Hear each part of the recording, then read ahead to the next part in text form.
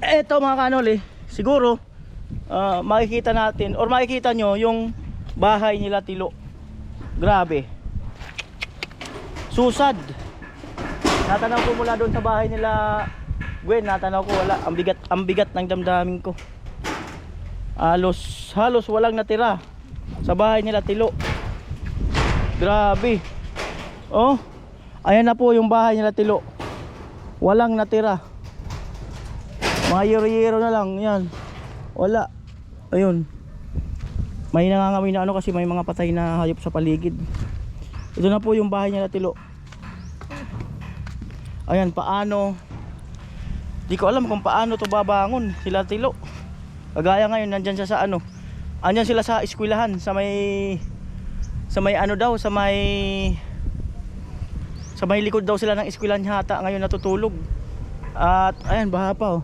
May tubig pa, may nagbabangka pa doon. Itong poste ito magilid. At ito, was out ang bahay nila Tilo. Wala talagang natira. Wala rin silang pakikinabangan na yung mga pera-perasong kahoy na pwede pang itayo muli. Wala na. Saka hindi rin naman nila ito lupa. Nakikitirik din lang sila. Yan. So yung mga bahay na yun dun, ayun na yung kalsada. Grabe ito mga kanoli, no? Matagal to. Kinatilo, paano to sila makaka-recover? Paano yung ilan sila? Halos 6-7 yata sila sa isang bahay.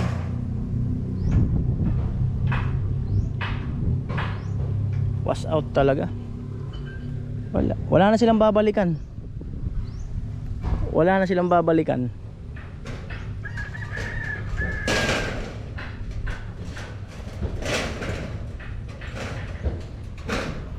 Hirap mga kanoli, ang hirap na ano.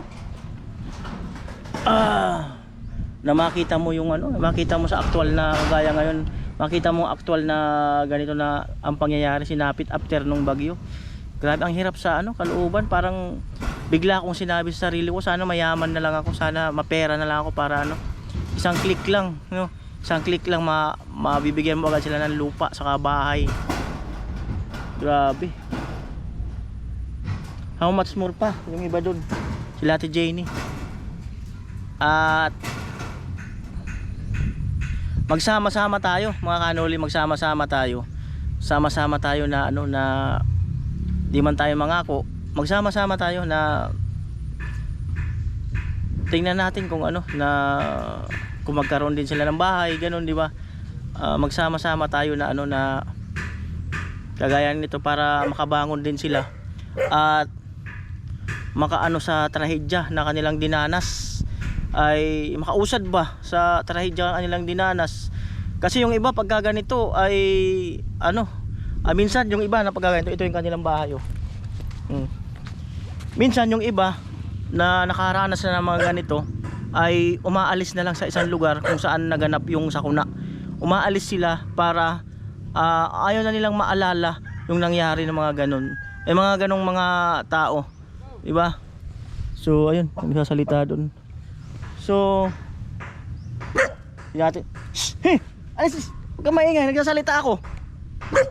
Ang kulit. Huwag kang maingay. Inaaway ko yung aso. So yun na nga mga kanoli, God's will and huwag kang maingay, nagsasalita ako. Huwag kang maingay, nagsasalita ako. So God's will and perfect time ang mga ganitong pagkakataon. Kaya lang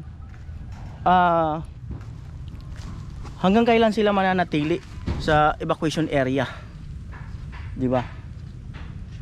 Sila ano, si Jenny, sila Tilo, hanggang kailan sila mananatili doon? At iba pa rin yung ano, yung meron kang masasabi na bahay mo na inuuwian mo.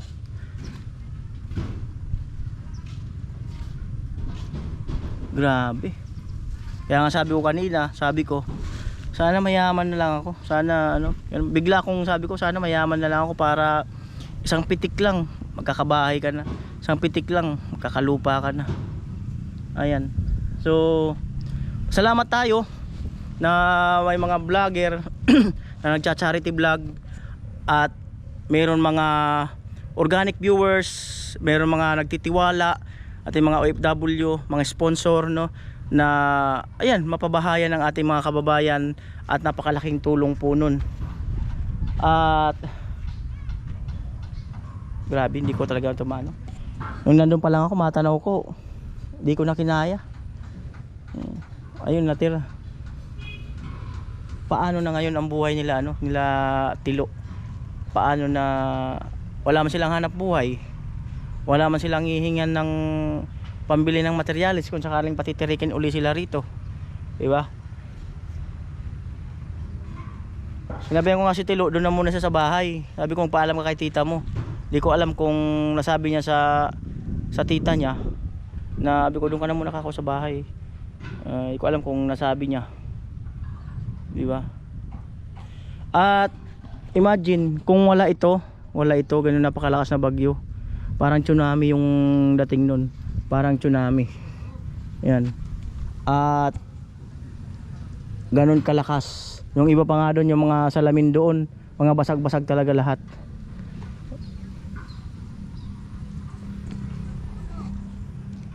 Grabe. Ito ay napakalaking pagsubok sa ating mga kababayan na magkaisa, magsama-sama, di ba? Wake up call na sabi nga sa Biblia. Pagka hindi ko alam, no, kasi hindi naman ako talaga nagbabasa, hindi naman ako pari, hindi naman ako pastor or ano. At sabi din lang, kwento-kwentuhan lang, pagka ayun na daw yung mga gera, yung baha, sunog, ay papalapit na raw si Kristo, si God, pabalik na raw muli dito sa mundo. So ewan ko lang, no, yun daw ang palatandaan pagka ganun. Hello kuya? Nangangalakal kayo kuya? Hindi. Ayan. Tumawid lang. Tumawid.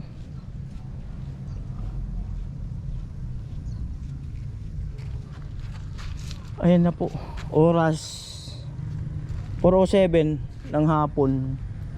At hindi ko alam kung pumunta na sila Tilo dito, pati yung kanyang tita. At serbol yun. Sabi ko nga kanina, wala naman silang pagkukuhanan ng pambili ng materialis, pambili ng kahit pako. Siyempre mas uunahin nila na magkaroon ng laman ang kanilang tiyan, kaysa unahin nila yung pagtatayo. Kagaya niya, nasa evacuation area sila, ay uunahin nila na ang pambili muna talaga ng pagkain. Kaya marami-rami pa tayong kababayan na mga naan dyan sa evacuation area. Doon sa court, doon banda kina Chinchin, napakarami pa. Doon sa simbahan, napakarami pa. Dyan sa eskwelahan, napakarami pa. Sana ay ang ating mga gobernador dito sa aming lalawigan, hoping na magkaroon ng pabahay, i-relocate yung mga iba, especially yung mga naan dito. Halimbawa, yung mga nakikitira lang, walang talagang bahay, baka pwedeng ma-relocate sa ibang lugar na mapatayuan sila ng bahay. Sa ibang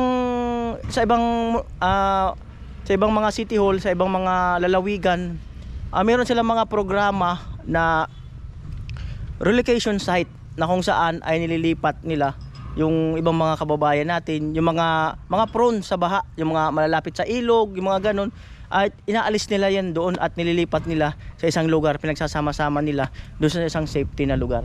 So hoping tayo na na ating mga congressman dito ay magkaroon ng ganong project na na pabahay project para sa ating mga kababayan, na yung mga nasa lanta, na kung tutuusin kaya naman kaya naman talaga, no, talagang lang kung bibigyan diin. Siyempre malaki rin yung kailangan pundo doon, at sana magkaroon ng ganun.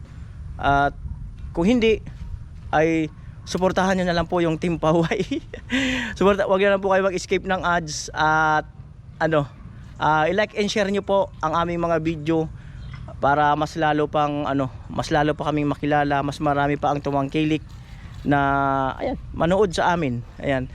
So salamat po muli sa inyong lahat at ito po ang update ko sa bahay nila Tilo. Wala na silang bahay. Nakakalungkot, sobrang nakakalungkot.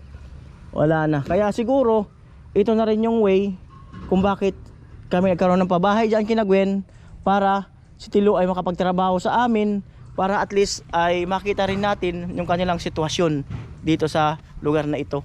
At hindi naman natin minamadali ang lahat ng bagay-bagay kasi ngayon mayroon tayong 4 na pabahay project na ginagawa. So kailangan natin matapos yun, yung iba doon, or kailangan natin matapos yung 4 na yun para makapag-move tayo sa another pabahay. So magsama-sama po tayo muli mga kanoli. Salamat po muli sa inyong lahat. Ingat and God bless po tayo. To all my viewers, sponsor, salamat po muli sa inyong lahat. At eto, nakita niyo na po ang marami na sa comment section. Sana si Tilo, sana si Ate Jenny magkaroon din ng pabahay. So keep praying everyone para sa kanila. At siyempre sa amin din na team, isama niyo rin po kami sa inyong mga panalangin na lagi rin malakas ang aming pangangatawan at marami pa ang sumuporta sa amin. Sana mag-views kami ng 50,000, 100,000 pataas para at least di ba? Mas madali. Yan, mga. Salamat po muli sa inyong lahat. I love you all. Bye-bye.